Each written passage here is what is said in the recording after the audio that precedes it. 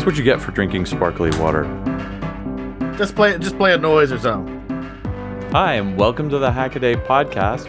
My name's Elliot Williams. I'm editor-in-chief of Hackaday. And I'm Tom Nardi, managing editor of Hackaday. This is episode 153. Today we'll be talking about a 555 teardown to die for, a Tetrabyte is not a typo, DIY injection molding, and using all the parts of the trash printer. And today we've got breaking news in the news. What is it, Tom? We were worried we wouldn't have anything to talk about, and a gift saved. Not a gift for you if you haven't updated your system, but a big Linux exploit out in the wild. The good news is by the time you are hearing this, your distro of choice should already have pushed an update out to you. Local root escalation kind of thing. I mean, we've seen this before. You know, if you have an account on the machine, you jump on, compile a little snippet of C, run it, and all of a sudden you're root and you have full control. Yikes. Yeah, it's not good. You know, it's interesting. You know, some people in the comments are like, "Well, if they can log into my machine, I'm already beat, right?" But that's kind of a little closed-minded view, I would say. You know, you got to remember there's a lot of machines out there that are offering shell access to people. You know, you might have a buddy has a secondary account on your computer or something like that. There are a lot of people out there that are logging into Linux machines remotely, and they would love to have root if all they had to do was compile a little bit of code. And it even sounds like, you know, you only have to compile it because it's a proof of concept. You know, you could build it into a binary and have that, you know, that you transfer it over. Yeah, it's bad. It's bad. Definitely update your systems. I know for me personally, I saw an update get pushed through. I'm on Mint. They use the Ubuntu package base, so update pushed through last night, which would have been Tuesday. I guess the takeaway here is, yeah, it's serious, but everybody got behind it and got it fixed quickly, and that's what we like to see in the open source community. Since everybody could see it and everybody could see how serious it was, there was plenty of pressure to get it fixed, and that's how I like to see the community respond to things. Yeah, flaw out in the open, get flaw fixed, push fix to everybody. Like, that's the way it has to work. I mean, that is security, and it happened. So, you know, good news. Man, I have to say that PaulKit is one of those things. I'm with some of the old farts in the comments on Hackaday here. Like, sudo does the same job and has been around for a bazillion years longer and doesn't have this and other security holes. I mean, there's no question that Linux, and especially desktop Linux, has gotten way, way, way more complex over the last several years. Yeah. You know, it used to be so simple. You know, I mean, when I started, I was running Slackware, and I knew what everything did. You know, I knew what every component of the system did. And a lot of times, you know, especially on Slackware, like, there's no dependency resolution. So, like, I knew what each thing needed to do. You know what I mean? Like, I would know offhand, like, if I'm going to install that, I got to install this. I can't do that anymore. It's just too many components. You know, some of these things that pop up, I was like, I'd never even heard of this before, but it's required by 5 other things that are required by 10 other things. It's kind of... It kind of sucks. It kind of sucks. But I see why. You know, I know that they want to do, you know, make it more user-friendly, more automatic, but I don't know. I do miss the simpler days sometimes, you know? Yeah, I'm always of two minds on whether, like, serious sysadmin stuff should be user-friendly.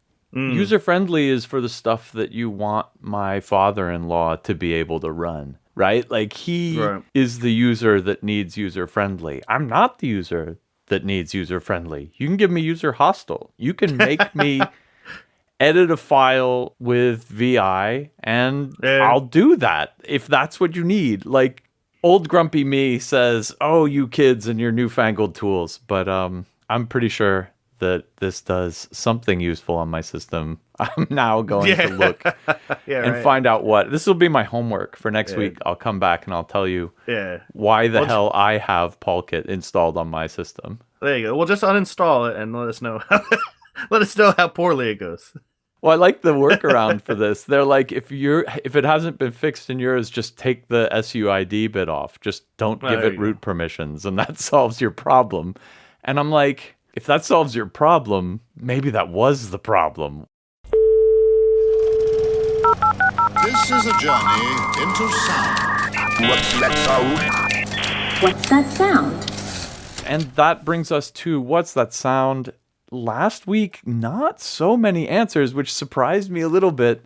I didn't even realize what a coincidence it was until we were like halfway through talking about the 555 timer contest that the sound I had picked was the Atari Punk console, which is a synthesizer slash noisemaker slash whatever made of basically two 555s. So one kind of makes a pitch and the other kind of modulates it, and you throw a couple pots on there and you're done. It's like the simplest possible noisemaker. So kudos to Mr. Scraps for entering the same answer twice. By the way, the correct answer, so good on you. Best nickname probably goes to High 555, who answered, ironically, a theremin. Oh. Oh. Maybe he inverted the fields. Exactly. Maybe the name was theremin and he was trying to say 555 for the answer. And best answer overall probably goes to Rom Comicron, the satanic synthesizer made entirely of 666 timers. I am half tempted to throw that in with the correct answers because that's so funny. Somehow that is the correct answer. So here we go. I'm going to roll that's 9 correct answers if I throw his in. Yeah, but that's the right answer in spirit. Tell you what I'm going to do. I'm going to roll a 12-sided die, and if it comes up more than 9, I'll just roll it again. There you go. 12, loser. Here we go again. 6, and number 6 is Justin H24. Congratulations, Atari Punk console, the correct answer. Oh, by the way, a couple of you noticed that I stole this audio from an old Collins Labs video, which was really awesome. So you're telling me from that noise you played, they not only knew what device it was, but what video it came from? They, like me, were probably like, yeah, it could be an Atari Punk console. I'll go back and watch some old videos about it. Okay, I'll give them the benefit of the doubt. Anyway, congratulations to Justin H24, and the rest of you will have another chance to win something next week when I figure out some other crazy sound to throw at you. All right, on to the hacks. My first hack this week is by Timo. Laser Z-axis table comes in focus. This is actually a fairly simple but fairly elegant little K40 laser hack, or maybe series of hacks, all of them related to getting the laser focus right. The K40 is a totally budget laser cutter, and one of the things that it skimps on is having an adjustable Z platform. So basically, if you think about the laser beam, it only focuses at one distance. And if you want to get as tiny and powerful a beam out of it as you can, you got to get the thing you're cutting in the focus. So if you're cutting things of different heights, that means you want to have an adjustable bed. It doesn't come with one. That's on you. And so here, Timo makes basically the simplest possible one you could, but it's a really nice construction. I guess it's got 4 3D printed screws that raise and lower the upper stage, and then they've got integrated printed timing belt pulleys, and so then he runs a timing belt around them so all 4 move together.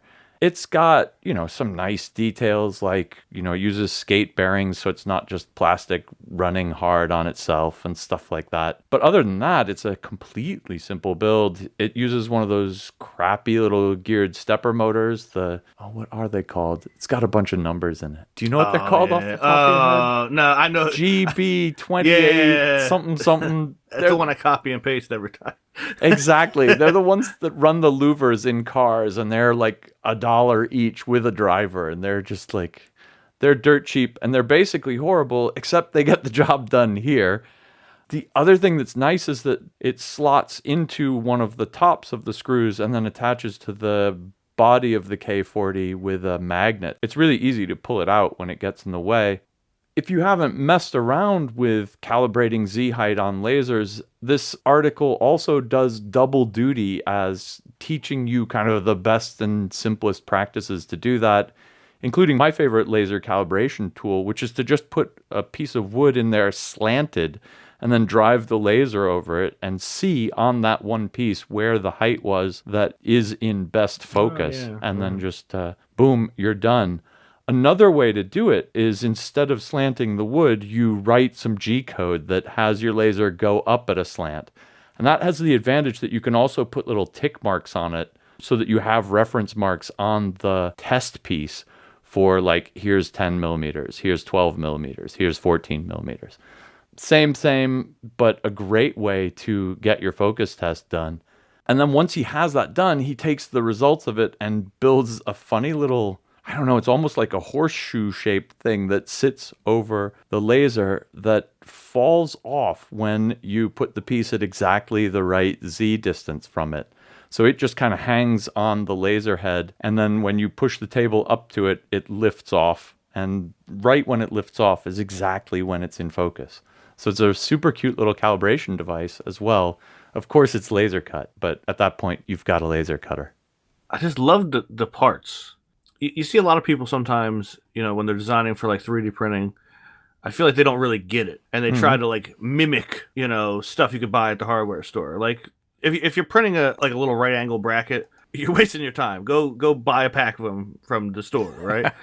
You really should be taking advantage of all the parametric abilities of 3D printing, and this design really does. Like the way that the laser cut wood slots into the perfect little openings in the brackets, and I mean those screws are so gorgeous. That's cute, huh? with the little integrated pulleys. At first I didn't even think they were printed. I mean, they're really phenomenal. The threads are great on there. The design really grabs the tools by the horns and uses them. Yeah. They're full. This isn't just like these little wood pieces. They're not just straight little wood pieces. So many little intricate details are cut into them. I mean, a lot of thought has for something that is, like you said, it's pretty simple, really, and certainly not very expensive to put together. But a lot of thought went into it, which I really appreciate. Yeah, I guess it presumes that you have a 3D printer and a laser cutter, but oh yeah. At that point, I mean, you'd guaranteed have a laser cutter because it's the at least stage for a laser cutter. So that one's covered. And yeah, if you don't have a 3D printer, but you do have a laser cutter, I think you're doing it wrong. You need to get both. So I'm sure that I'm not the only person who's pulled a few printers out of the trash. There's something about like everybody has like a cheap printer that they say, oh, how much is the ink? Never mind, I'll throw it on the curb. Right. You get them, you get the motors, you get a bunch of screws, you get the usual suspects. But the thing that's always kind of escaped me was the front panel. Like the front panel's got all the buttons, the screen. Wouldn't it be great if we could reuse it? Well, that's what Fuki from NYC Resistor thought. And took apart the printer, got all the usual suspects out of it, and said, well, what can we do with this front panel, right? The buttons are easy enough. Kind of read that like a keyboard. But the LCD, surprise, surprise, was a special Epson-made thing that good luck trying to find a data sheet, And you run into that a lot. Not just printers. There's all kinds of stuff, especially any kind of mass market machine anymore. There's going to be chips in there that you might find someplace selling them, but they're not going to necessarily describe what they do, and they're certainly not going to give you a useful data sheet. So to get the screen working, I had to crack out the logic analyzer and sniff the communication from the main chip and the display. And in the end, figured it out and used the PIO on the Raspberry Pi Pico to generate the signals necessary to actually drive the LCD. And the nice thing, too, was able to kind of permanently mount the Pico on the back of the circuit board, with everything wired up. So now the front panel of that printer has been turned into this kind of handy USB device that you can plug into the computer. What you would do with it? I don't know. That's not our department. We don't have to worry about what you're gonna do with it. I mean, obviously the panel is kind of made for purpose, right? I mean, you got a little numpad, but unless you're building a copier or something and could use, stop, start, black and white color buttons. I don't know, but I mean, there's a little directional pad. There's the LCD. Yeah, it's got a D-pad. It's got enter. It's got numbers. What? It's probably more buttons than you need. But hey, who's gonna turn down more buttons, right? You mount this on your desk and you use it as like a macro pad for something. That would be cool. Yeah. Then you've got a macro pad that's got a screen that can give you feedback about what mode it's in and stuff. I mean, come on. You got I take it back. It's a macro pad. You got to flex your trash hacking muscles here, right? Yeah. I mean, the only downside with this it's a downside in that it's not easy to reproduce, right? And this is not something that you're just able to grab another printer and do the same with. But it was super impressive bit of reverse engineering, and if you were so inclined, following along with the core concepts, you could probably tweak this to work for other printers. But at least for now, don't expect this to be a plug and pray kind of project. And I love the parts in the write-up where Fuki's like running into these bits of entirely custom silicon to this particular printer. It's like, well, if it isn't the famous Epson E02A46EA, at last we meet. And then the best is when he gets to the processor, like you've never even heard of the Epson Realoid microcontroller before, have you? I haven't.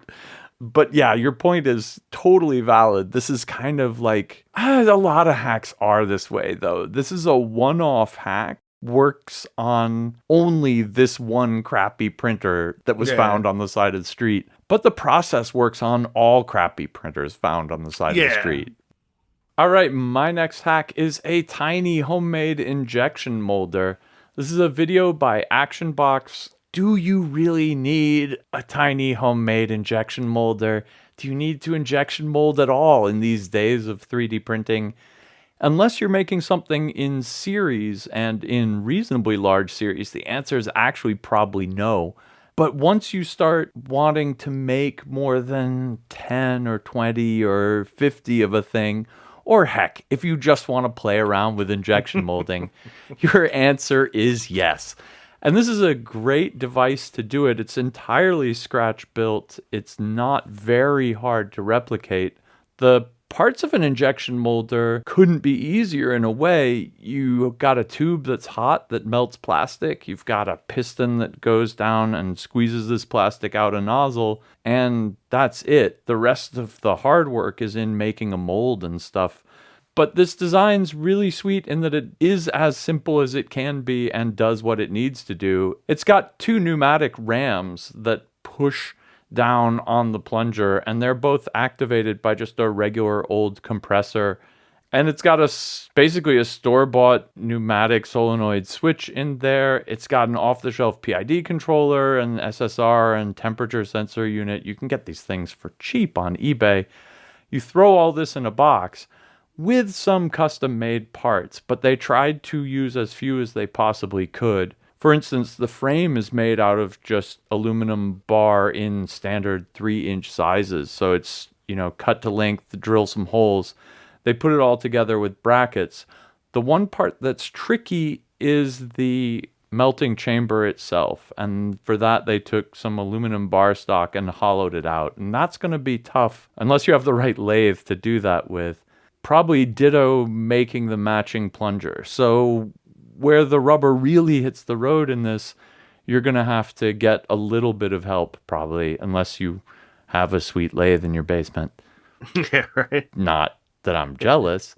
The heaters are simple enough. You just buy those. So, none of it is really super difficult. It's actually mostly just the bill of materials and assemble it, except for a couple parts like that. But the end result is really nice to see. It's a medium size injection molder. They say it does up to 28 grams of plastic, which when you stretch it out is actually surprisingly, can make a decent sized project box, which is what it looks like they're making with it at the moment.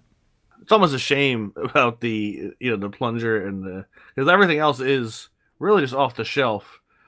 Not that I can think of a solution. Like that would be the the key, right? Well, the key would be to come up with some kind of an off-the-shelf plunger and chamber that you could use, because that, everything else is really just following the bill of materials. Not to say, if you're building one of these, you're already pretty deep into it, right? Like, so I guess I guess you'll make it work. Like, you don't just on a whim say I'm going to build an injection molding machine. Yeah. Like you'll get it done, but that would be. It would really change things a lot in terms of how accessible this is for the DIY community. I wonder if you could do something with pipe sections that has an inner diameter that just happens to match a nice size of bar stock, right? So you could maybe... I guess it would need to be very thin, right? Because you want the heat to transfer. It needs, yeah, but it needs to be thick enough that it can hold the pressure. Right. There's a balance there. There's it's got to be thick enough not to rupture. Yeah. But not super thick, because I would think that would take too long to heat up. Right. Whatever you do, you have to have a perfectly matching piston, so that kind of introduces an issue. I guess that's why you say you might as well just turn the thing down, because you can turn down the piston at the same time. I mean, I guess you could always sell kits. If this was ever going to get more popular in the community, they could just make that part available, really. Yeah, I wonder what the precious plastics people do. They've got a really nice... I've actually seen them in use. A friend of mine here has one. It's also an injection molder. It's hand-driven instead of with these nice air rams. It's got a big lever on it, and you just crank down on it and push through. I wonder what their design is for that, because that's probably also designed to be fairly easy to fabricate. There's a few clever hacks in this. You should watch the video even if you don't need an injection molder. One of the ones I really liked was a clever centering hack on the heated tube. You don't want it to dump all of its heat into the aluminum frame, but it also has to be held kind of in place by it. And so what they do is they put 4 panhead screws around the thing that just overlap the hole, and so they kind of constrain it from moving. And of course they're round and the tube is round, so in principle it's like only tangent at a point, so there's not much thermal contact there. That's actually a really clever hack. While the device itself is simple in concept, I think there's all these like little details that'll kind of get you. And I think the molds are also that way. And so there's a little bit of an art here. But once you have kind of a simple device like this, this is how you get into the rest of the tricky details and figure them all out for yourself. I don't know. Injection molding is probably not in my future anytime soon. But if it were, I'd be totally stoked to have this guide out there. So it doesn't seem that long ago. I remember buying like a 16 megabyte USB flash drive from CompUSA and thinking I was the king of the world. 16 whole megabytes. Yeah, right. What can I do with all this space? No one could use all that. Forget about it. We're in hundreds of gigabytes, if not terabytes, for these flash drives.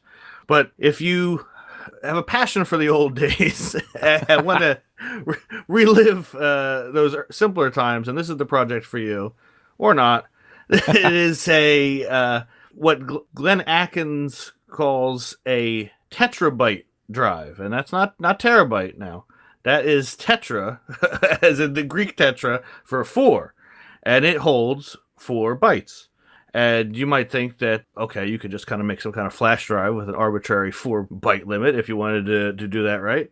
But no, this is not the traditional flash drive at all. It actually has 4 banks of 8 position dip switches, and the user is to enter in their value bit by bit. We were actually looking at it a little bit ago. It doesn't seem to be a file system per se.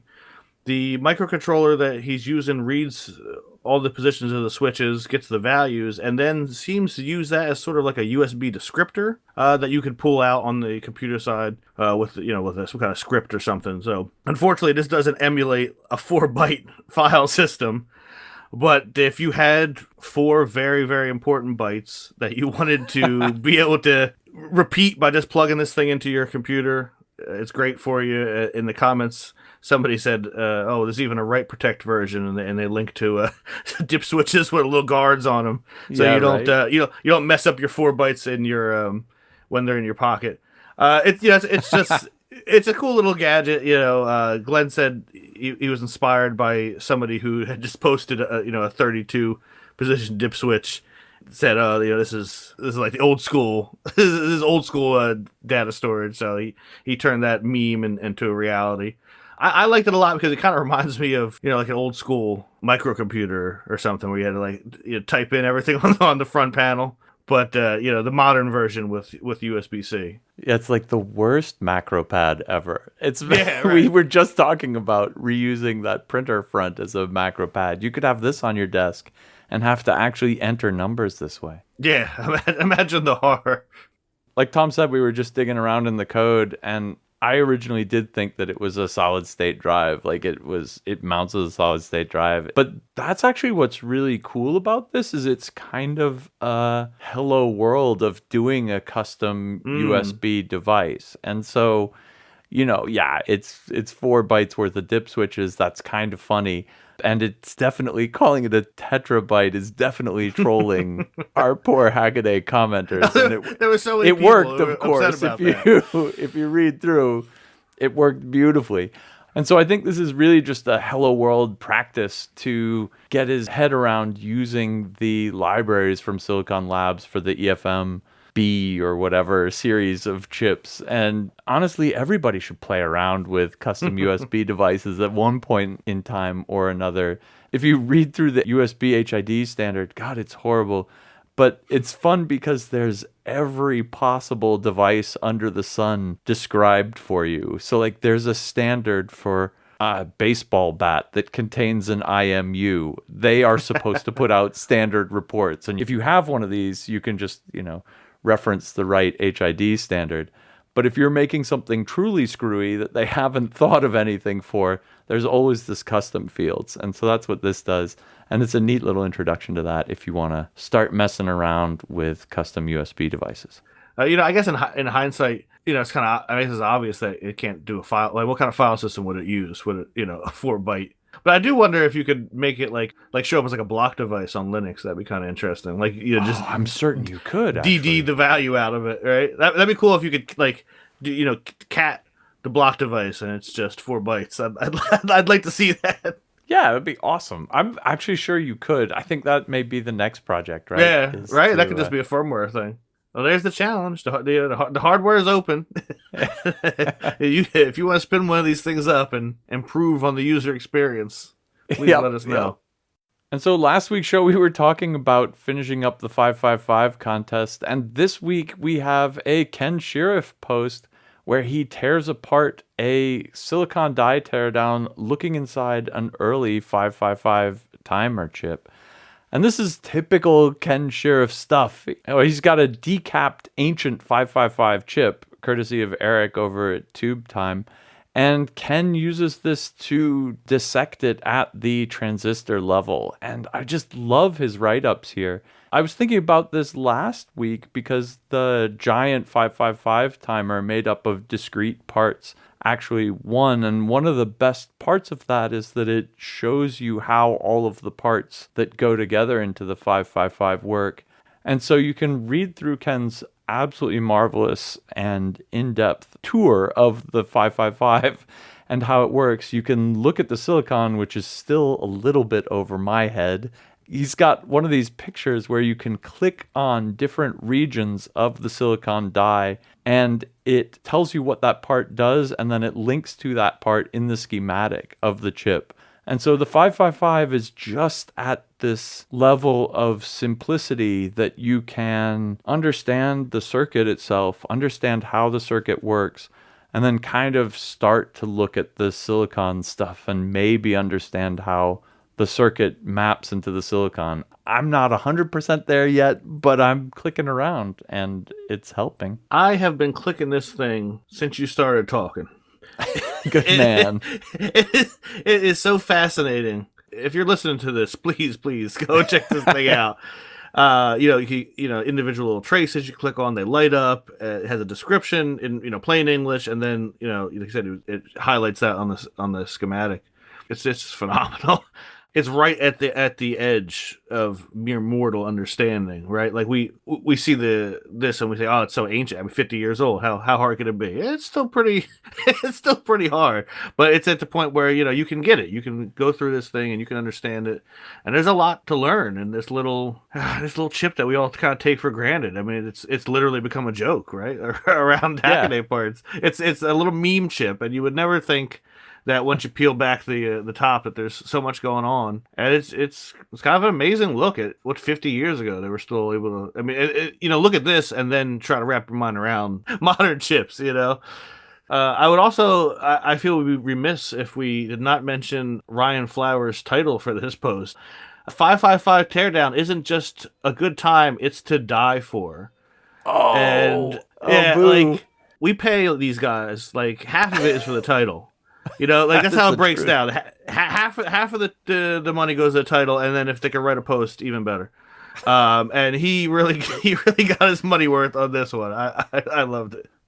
So, love it or hate it, I think we can all agree that one of the core advantages of the Arduino framework is how easy it is to get working. You plug the board in, you download the IDE, in minutes you're seeing an LED blink, and you feel like you've accomplished something for the day. But it doesn't mean it can't get better. And specifically, Gabriel Valky thinks that having to use a big clunky IDE that you install on every computer you own is very last decade. And he has come up with what he calls the Gabuino platform. It is essentially a web-based microcontroller development platform. You plug the device in, uses it's the web serial on a modern browser, connects to his cloud-based compiler, and you have a really nice interface where everything is on one page. You got your editor, there's a button to flash it over, you have a little window that sort of is, you can compare it to the Arduino serial monitor and serial graph kind of thing, and it's just very simple to use, very easy. There is a downside, though, to all this convenience. As of right now, the only hardware it supports are these weird little pocket oscilloscopes and logic analyzers that you're going to pay at least $100 US for. It's a pretty robust platform for being something that's in a browser. It even goes as far as there's some kind of like video output almost, because he can write code that sends the video from the board to the browser, which was kind of weird. He was able to like render 3D images in the browser, but it's actually running on the chip itself. So there's some pretty wild stuff in there, like WebGL and that kind of thing. And, I should also say, and I'll put it in the notes, that this is not the first time that he's worked with these little gadgets. He last year sent us in a custom firmware he made for the same logic analyzer that added a lot of cool features and kind of turned it into like a little one-stop shop. You could hook up RGB LEDs to it and drive them. You could scan for wireless signals. You could do all kinds of stuff. So I mean, he's making the case for buying these things. I'll give him that. Like, if you didn't want to buy it on the first article, now this time, I mean, he's got you on the hook. I think ironically they've become more expensive. I think they were only like $80. I think because I think on the last post it said which I wrote too. I called him I called him sub $100 in 2020, and now they are definitely not sub. So get them while the getting's good. They're only getting more expensive with chip shortages.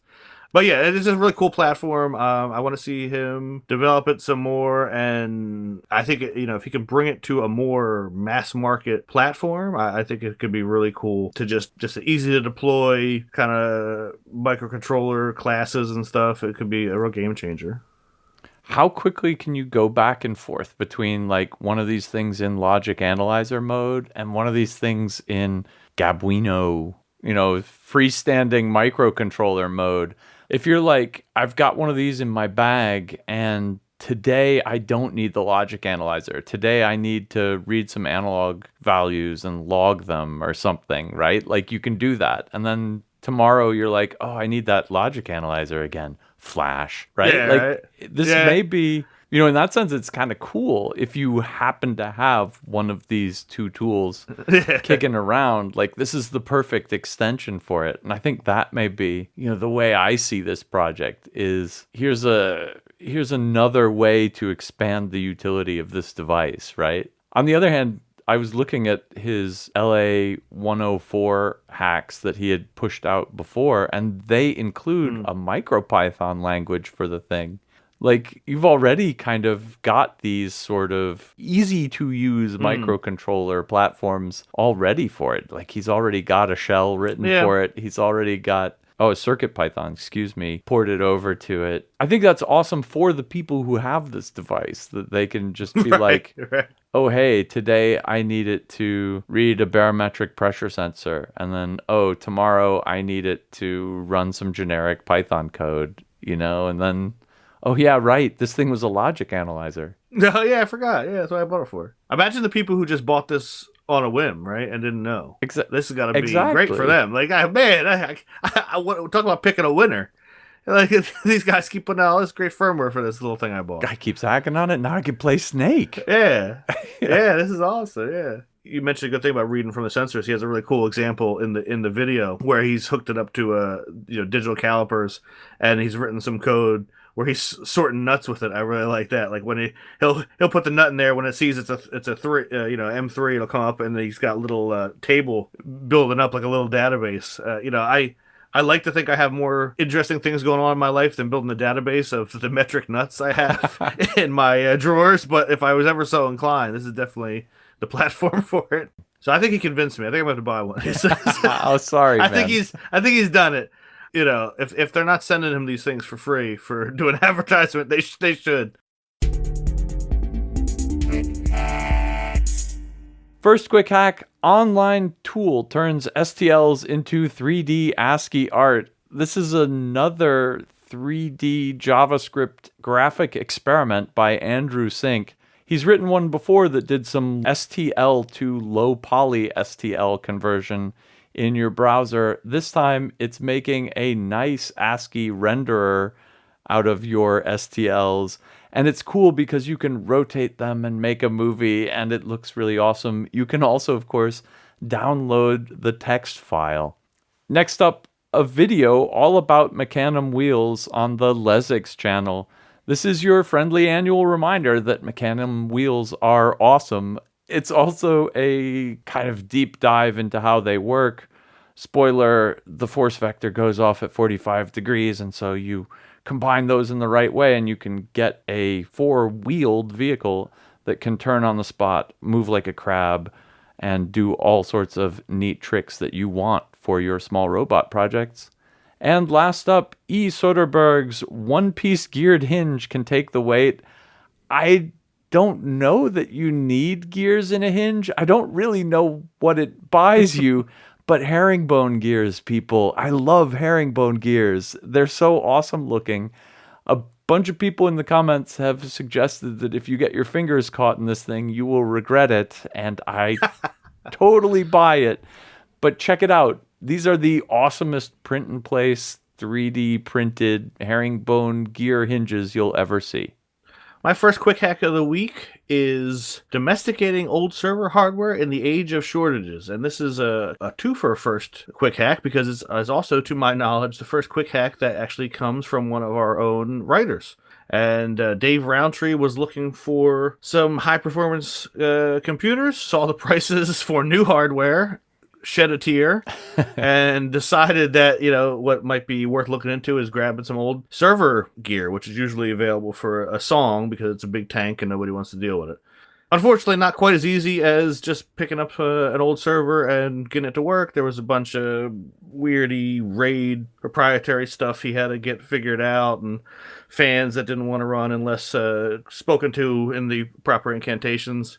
He installed something called Windows on it, which I'm not familiar with, but it seems to be working for him.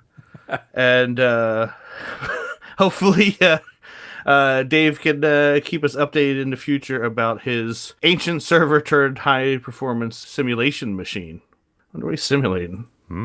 Next up is sending pics to grandma, no smartphone needed. I think this is probably something a lot of us have run into. You got an older family member, not super tech savvy, trying to get them on social media is a challenge, but they always want to see pictures of you, pictures of the kids. So this is a pretty cool little idea. It's a Raspberry Pi hooked up to a thermal printer. Family members can just send the images over, and they come out like a little receipt thing, and grandma has the pictures. Some people were kind of confused about why the thermal printer. Obviously, it's not great image quality, but the big advantage is that there's no ink cartridges, and it's super reliable. If CVS can print those long receipts for us, they can certainly print pictures of your kids out. And my last one is detecting alpha particles using copper wire and high voltage. This is actually a modern recreation of an alpha radiation spark detector from 1945 or so. Unlike something like a Geiger counter that gives you an actual number of how many particles, this just shoots big sparks in the presence of alpha particles. Not a whole lot of practical use, but it looks cool, and you can, if you want to test your smoke alarms to see if they're still radioactive, maybe this is what you're looking for.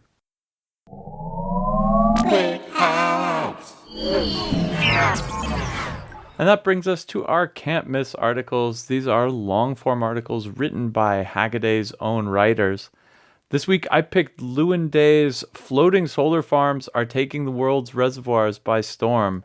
This is an article about a new development in solar panel deployments, photovoltaics, as he's calling it. These are floating solar panels put on essentially mostly plastic barges and floated out over a reservoir. The basic advantages to doing this are twofold. One, solar panels have a lot higher efficiency if they're run cool, and they can kind of use the evaporative cooling coming up off of the water that they're floating over to keep them cool all the time.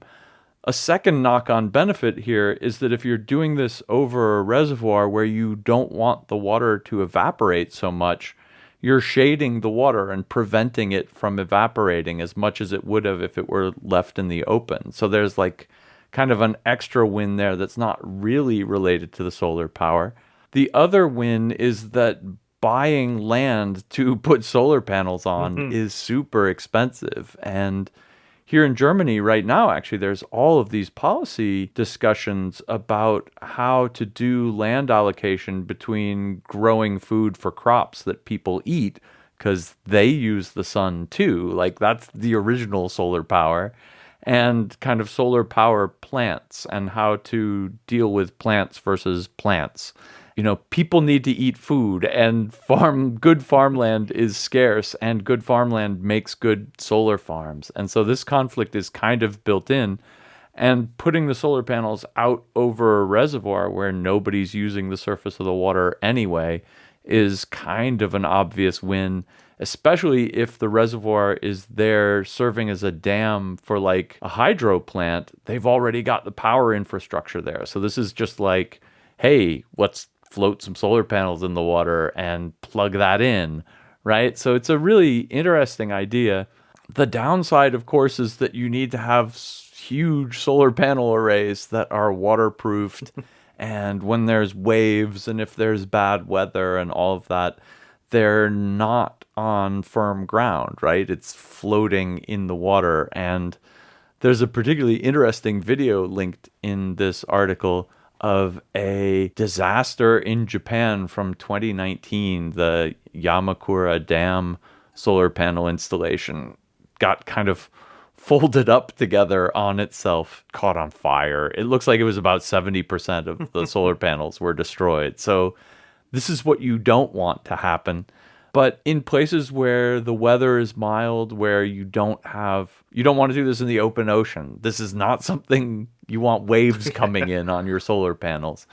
But for flat reservoirs in places where it's not super windy or whatever, it seems like a no-brainer. Ideally, fresh water, too, is a huge one. I mean, salt water is exceptionally nasty for any kind of electronics. What a nightmare trying to keep these things functioning in a saltwater environment. Not to mention, like you said, waves and everything. For sure. First reading this, I thought when he was talking about the cooling effect, I thought they were actually plumbed somehow and we're pumping water through them. And it just, like you said, it's more just being on the water. Yeah. Although it does say that there were some tests where they fully immersed the panels in water, which seems pretty wild. And that got them an 11% boost in efficiency. You wonder about the logistics of putting them under water. I wonder who had that idea. Like, hey, guy, why don't we just put the whole thing in the water and see what happens? It didn't break it? Okay, cool. Yeah, right. Is it naive of me to wonder if there is an ecological downside to covering up so much of the surface of like a still body of water, though? I don't know. Like you would think that the fish probably like light, you know, and you're putting a large amount of their habitat in shade. You know, I don't know. Honestly, I was wondering if he was going to touch on that. It didn't seem like that was brought up. I feel like there must be something to be said for that. I don't know. I think it's probably got to be super site specific. If it's a reservoir that you dug out with a bunch of backhoes to store water for like a pumped energy battery kind of installation, you don't have wildlife living in there anyway. It's not like there's a biome there that you're destroying by putting it in the shade. Yeah.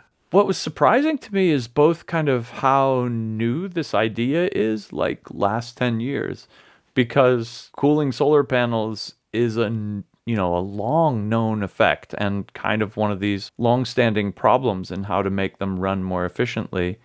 But then what's also surprising to me is how quickly these things have caught on, and most of it seems to be in Asia. Right now, the biggest installation is a 320 megawatt installation in Dezhou in China, and that's pretty darn big. And for the moment, it's the biggest, but by this summer, it's already not going to be the biggest anymore because other projects are underway that are at least this big. In fact, South Korea is going to have a 2.1 gigawatt solar farm coming up online soon. This is serious infrastructure, right? Like this is a $4 billion project. This might be the point where we link in the article we ran, though, about what do we do with all these photovoltaic panels when they're 20 years old and need to be recycled. Oh, right? That's the only downside. These huge installations. Because you got to wonder, on some level, I mean, sure, it's more complex, but if you're already on the water, it seems like maybe doing steam, heating the water with the sun and making steam power would be a better long-term. But I mean, there's a lot more infrastructure and everything, I guess, for that. Whereas just floating some photovoltaics on rafts are way easier to build out. Oh, my pick this week is Strange Computer Languages, a Hacker's Field Guide from Al Williams. You know, you've probably heard of Python, common languages like that. You might have even heard of Lisp and Forth. You know, even non-programmers know about some of these things, right? But only the real hardcore programmers know about the ones that Al has collected here. These are the strange and intentionally obtuse programming languages that are mainly made, I think, for just the meme potential, right? Like just to say that you wrote a program in some of these ridiculous languages. And the thing that kind of struck me with this article is it just goes and goes and goes. Like the more I scrolled down, there was more of these meme languages. You know, Al really he gave it his all on this one. He didn't just like research them and find them, which was itself kind of hard because I haven't heard of half of these things. But he wrote little example programs in each one to show you how ridiculous some of them are. One's like white space that uses the actual white space as part of the language. There's lol code, which is just if you've ever seen one of those meme pictures where like it's a cat saying, you know, I'm in your bedroom watching you sleep or something like that. It's like that. It's like this weird cat language. My favorite one, I think, has got to be Rockstar, though, which has been put together in such a way so the program is like passable 80s hair rock. But it actually compiles into something that works. Here's just a snippet. Midnight takes your heart and soul while your heart is as high as your soul. Put your heart without your soul into your heart. I mean, if you gave it a good enough beat, I think it'd be okay, right? My world is nothing. Fire is ice. Hate is water. Until my world is desire, build my world up. I mean, that's something else. That's good. That's good. That's good. I got to be honest with you. If I didn't know any better, I certainly wouldn't think that was a program. The way it works is that, you know, some of those words are keywords and other ones are, like if you're trying to assign a value to a variable, the length of the word is the number. So Al gives an example. The line hate is water assigns 5 to the variable hate because hate is 5 characters long for water. I can't imagine writing any long programs like this, but if you're looking for, I guess, like an intellectual challenge, right, and you're looking to really push your creativity to the max, even the simplest "Hello World" is pretty daunting in some of these. And if you didn't like the Rockstar one, there's a very similar concept that's done with Shakespearean language. Romeo, a young man with remarkable patience, is not just a line from a play. That's actually a line of code, if you can believe it. It's actually a variable definition. I love these, and I particularly, Rockstar is actually inspired a lot by Shakespeare, and I love both of these because what they're doing, there was another one that was like a cookbook recipe programming language where it was like 5 cups of something would assign the variable 5 to, whatever, would assign the number 5 to whatever variable that was. All of these are really fantastic because they're kind of hiding programming in plain sight, where Rockstar is actually kind of almost readable once you know what some of the gimmicks are.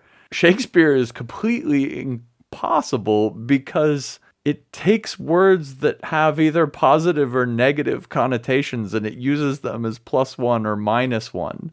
So if you say, "You lying, stupid, fatherless, big, smelly, half-witted coward," that's lying, stupid, fatherless, that's 3, big, smelly, half-witted coward. I think half-witted is 1 word, and that's -7, right? Like, so you have to understand that this is what's going on under the hood.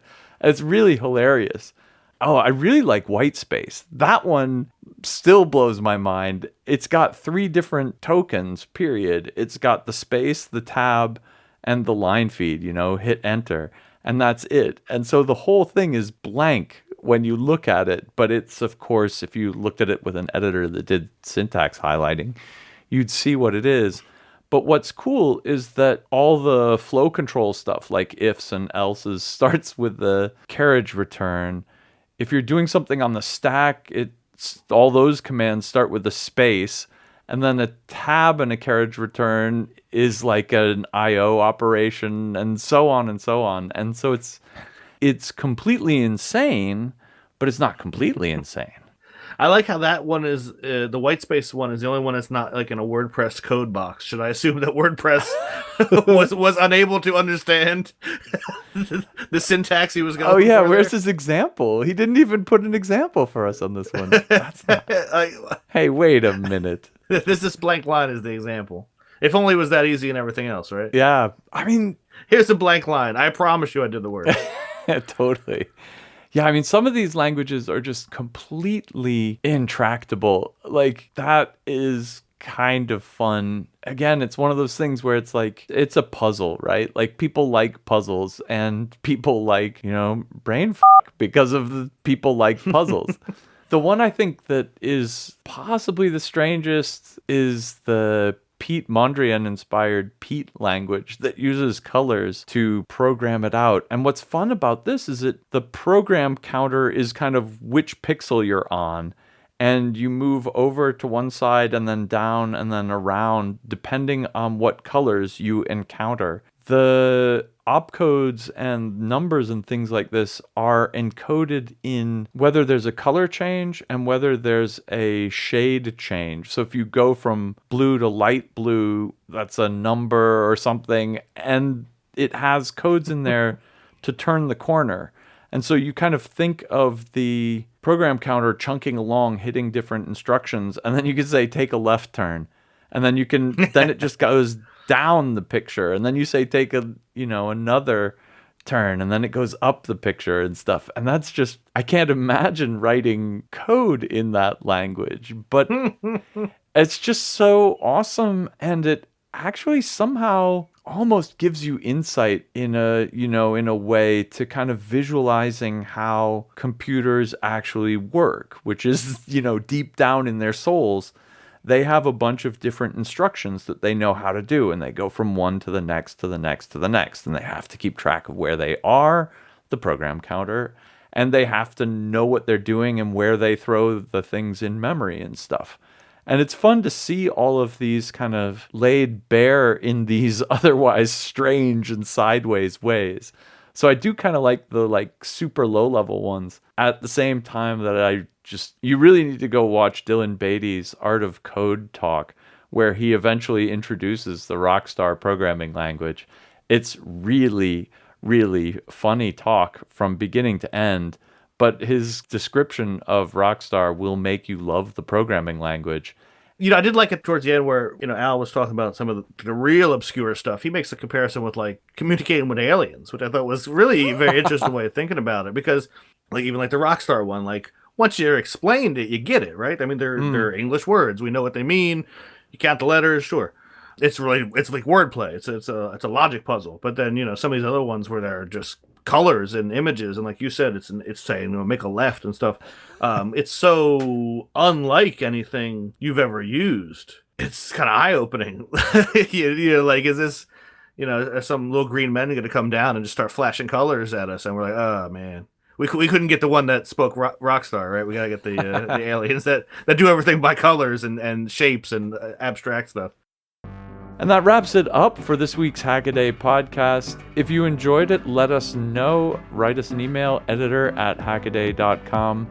Be sure to check out all the links at hackaday.com/podcasts.